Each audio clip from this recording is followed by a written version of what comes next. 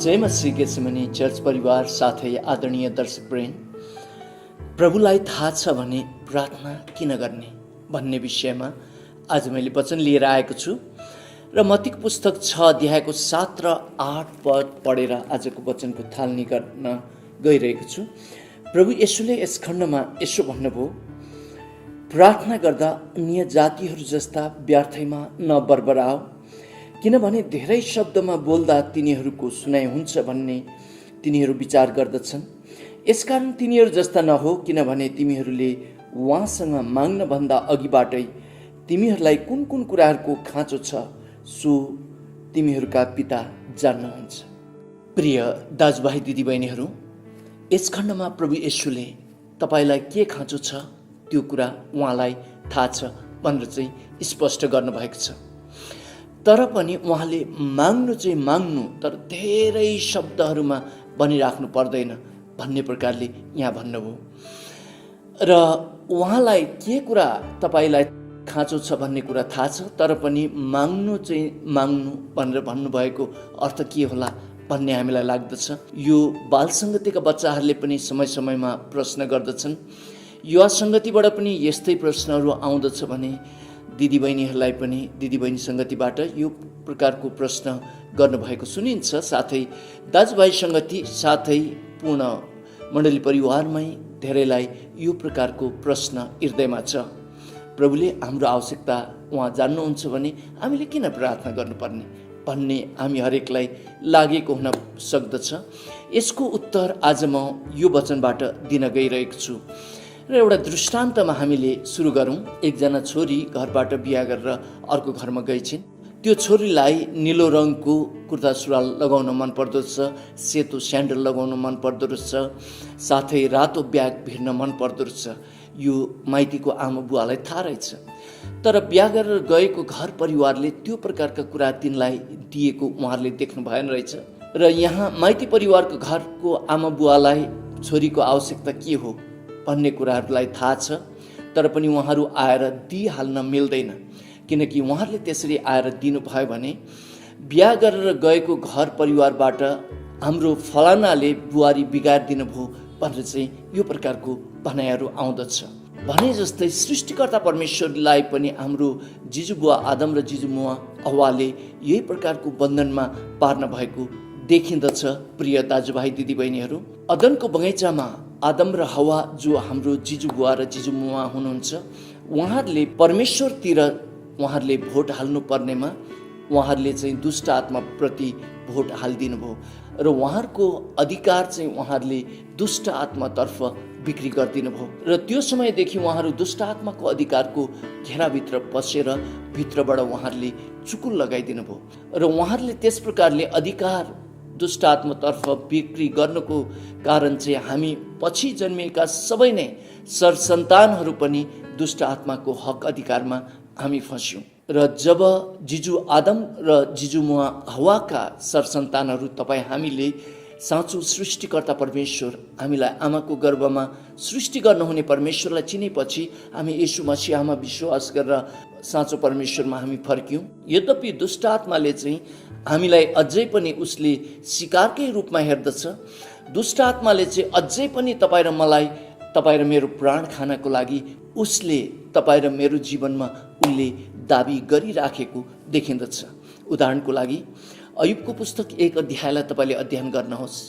परमप्रभु परमेश्वर भएकोमा यो दुष्ट आत्मा पुग्यो भनेर त्यहाँ लेखिएको छ र परमप्रभु परमेश्वरले भन्नुभयो कि अयुब चाहिँ मेरो छोरा हो, यो जतिको धर्मी व्यक्ति अरू कोही छैन धरतीमा भनेर चाहिँ उहाँले यसरी प्रशंसा गर्न सुरु गर्नु भएपछि दुष्ट आत्माले परमप्रभु परमेश्वरको कुरा काट्दै यसो भन्यो, तपाईँले यसको वरिपरि सुरक्षाको घेरा लगाइदिनु भएको छ र न यसले तपाईँलाई चाहिँ मानेको हो, यसको सुरक्षाको घेरा अलिकति छोडिदिनुहोस् त, यसले तपाईँलाई तपाईँकै अगाडि श्राप्छ कि श्राप्दैन भनेर चाहिँ दुष्ट आत्माले परमप्रभु परमेश्वरलाई अयुबको विषयमा भनेपछि परमप्रभु परमेश्वर र दुष्ट आत्माको बिचमा चाहिँ अयुबको विषय लिएर त्यहाँ एउटा बाजी पर्दछ र परमप्रभु परमेश्वरले दुष्ट आत्मालाई भन्नुहुन्छ, लु ठिकै छ, यसको सुरक्षाको घेरा मैले निकालिदिएँ केही समयको लागि, तर यसको शरीरलाई चाहिँ तैँले छुन पाउने सक्ने छैनस् भनेर चाहिँ उहाँले त्यसरी सुरक्षाको घेरा केही समय छोडिदिनु भएपछि त दुष्ट आत्माले अयुबका 10जना छोराछोरीहरू एकै दिनमा एकै च्यानमा खतम पारिहाल्छ, मारिहाल्दछ र अयुबको सारा सम्पत्तिहरू यसले खतम पारिहाल्दछ। र त्यसपछि परमप्रभु परमेश्वरले दुष्ट आत्मालाई अयुबको पुस्तक 2 अध्यायको 3 पदमा भन्नुहुन्छ, तैँले मलाई उक्साइस र यस्तो राम्रो व्यक्तिलाई मैले दुःख दिन पर्यो भनेर चाहिँ यसरी भन्नु हुँदाखेरि दुष्ट आत्माले फेरि परमप्रभु परमेश्वरलाई बाजी गर्दै भन्छ, यसको शरीर छुन दिनुहोस् न। शरीर नछुइकन बाहिरकै कुराहरू मर्दाखेरि, बाहिरकै धन सम्पत्ति खतम हुँदाखेरि तपाईँलाई यसले त्यागेन, ऊ विश्वासमा ढलफल भएन, तर एकपटक यसको शरीर छुन दिनुहोस् त, यसले तपाईँलाई त्याग्छ कि त्याग्दैन भनेपछि फेरि दोस्रो बाजीमा परमप्रभु परमेश्वरले दुष्ट आत्मालाई भन्नुहुन्छ, ठिक छ त्यसो भए यसको शरीर पनि छु तर मार्न चाहिँ पाउँदैनस् भनेर चाहिँ भन्नुभएपछि अयुबको खुट्टादेखि शिरसम्म नै त्यहाँ खटिराहरू आउँदछ र अयुबको अवस्था दुष्ट आत्माले एकदमै बर्बादै पारिदिँदछ।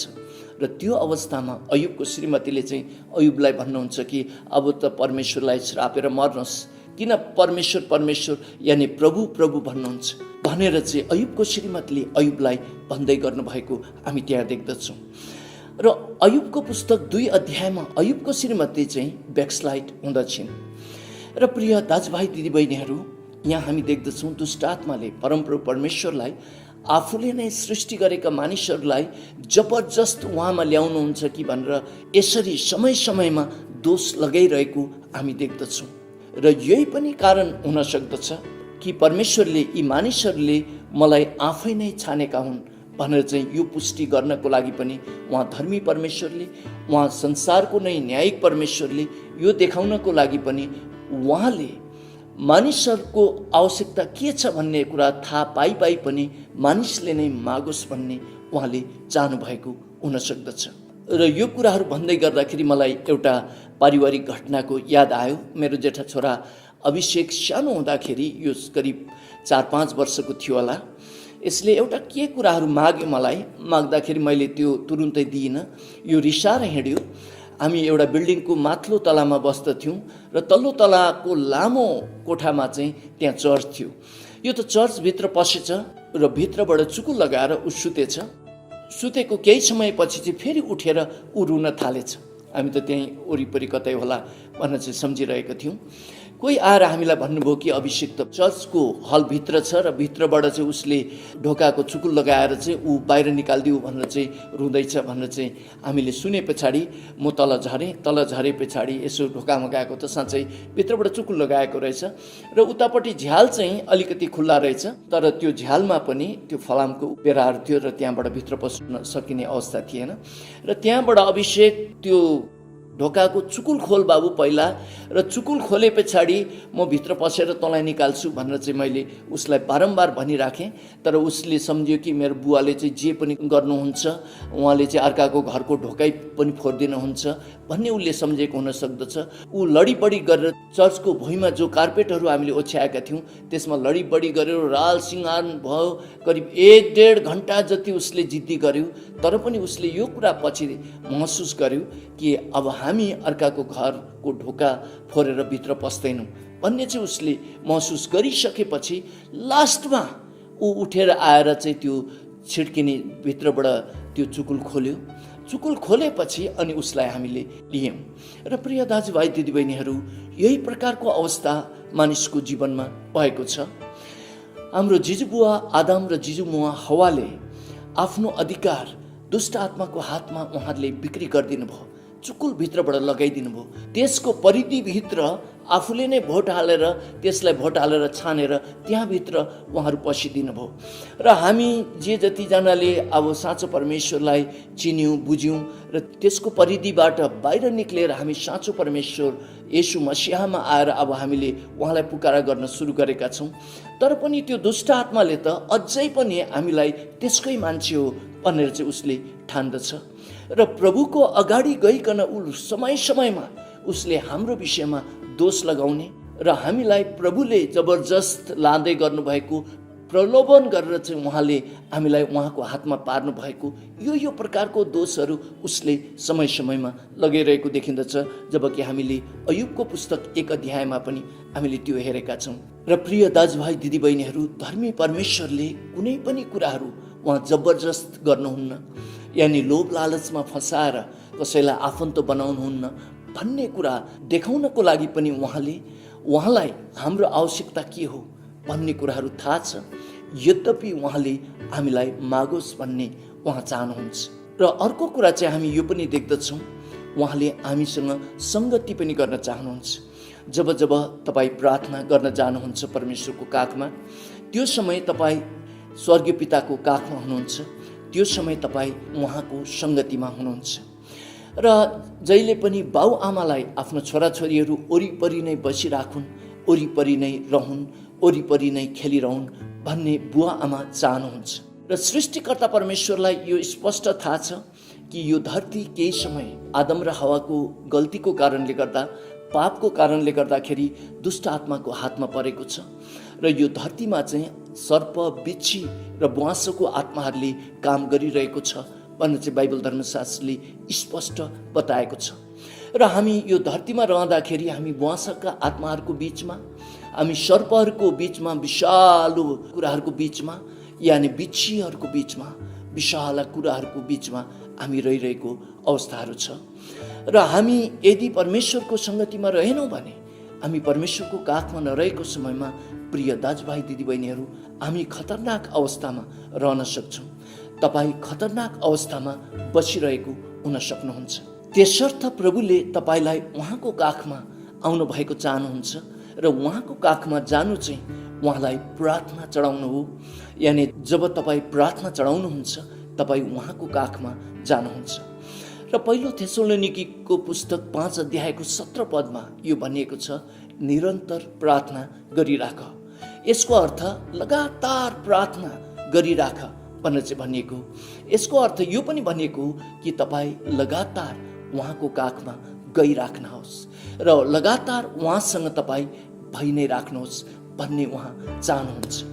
र जब तपाईँ उहाँको काखमा हुनुहुन्छ, तपाईँ सुरक्षाको घेराभित्र पनि हुनुहुन्छ। जब आमा बुवाको छेउछाउमा बालबच्चाहरू हुँदछन्, उनीहरू पूर्ण रूपमा सुरक्षित पनि हुँदछन् प्रिय दाजुभाइ दिदीबहिनीहरू। र स्वर्गीय पिताले तपाईँ सुरक्षित रहनुहोस् भन्ने उहाँ चाहनुहुन्छ। अयुबको पुस्तक 2 अध्यायको 3 पदको ख खण्डमा परमेश्वर पिताले दुष्ट आत्मालाई भन्नुभएको थियो कि यति घटना घटिसक्दा पनि अयुबको निष्ठा चाहिँ ढलफल भएन, यानि विश्वास ढलफल भएको छैन भनेर चाहिँ उहाँले स्पष्ट बताइराख्नु भएको थियो। र जब एक व्यक्तिको विश्वास ढलफल हुँदैन, जब एक व्यक्तिको निष्ठा ढलफल हुँदैन, त्यो व्यक्तिले परमेश्वरलाई चुन्नु भएको हुँदछ, त्यो व्यक्तिले नै परमेश्वरलाई छान्न भएको हुँदछ। र दुष्ट आत्माको आरोप परमेश्वरमा चाहिँ यो छ कि परमेश्वरले चाहिँ मानिसहरूलाई लोभ लालच पारेर लगिराख्नु भएको छ। लोभ लालच देखाएर चाहिँ उहाँले घर फर्काइराख्नु भएको छ। लोभ लालच देखाएर यानि कर्म पारेर चाहिँ उहाँले मानिसहरूलाई घर फर्काइराखेको छ भनेर चाहिँ अयुबको पुस्तक 1 अध्यायमा 2 अध्यायमा दुष्ट आत्माले परमप्रभु परमेश्वरलाई दोष लगाएको देखिन्दछ। र प्रकाशको पुस्तकलाई अध्ययन गर्नुभयो भने पनि पवित्र बाइबलमा दुष्ट आत्मालाई चाहिँ दोष लगाउने आत्मा भनेर चाहिँ त्यहाँ भनिएको छ। र प्रभु येशूले, उहाँका छोराछोरीहरूले हाम्रो इच्छाले नै हामीले प्रभु येशूलाई विश्वास गरेका हौँ। हामी इच्छाले नै हामी उहाँका छोराछोरी भएका हौँ र हाम्रो इच्छाले नै हाम्रो आवश्यकताको परिपूर्ति हाम्रो स्वर्गीय पितालाई हामीले मागेका हौँ भनेर प्रदर्शन पनि गरोस् भनेर पनि उहाँको चाहना हुन सक्दछ। त्यसर्थ हाम्रो आवश्यकता उहाँले जानी बुझिकन पनि उहाँ आफ्नो सिद्धान्तमा अडिग रहनु भएको कारणले गर्दा उहाँले सिधै नदिनु भएर हामीले मागोस् भन्ने उहाँ चाहनुहुन्छ। त्यसर्थ प्रभु येशूले मत्तीको पुस्तक 7 अध्यायको 7 पदमा माग, खोज, गजगचाओ भनेर चाहिँ उहाँले हामीलाई प्रार्थना गर्नको लागि प्रेरणा दिनुभयो। र प्रभु येशू धरतीमा हुनुहुँदाखेरि स्वर्गीय पितासँग उहाँले प्रार्थना गरेर पनि बिताउनु भयो र उहाँले गरे जस्तै हामीले गर्नुपर्छ भनेर त्यो उदाहरण पनि उहाँले छोड्नुभयो। र यति भन्दै म टेक दाहाल आजको वचनबाट बिदा हुन्छु। जय मसीह।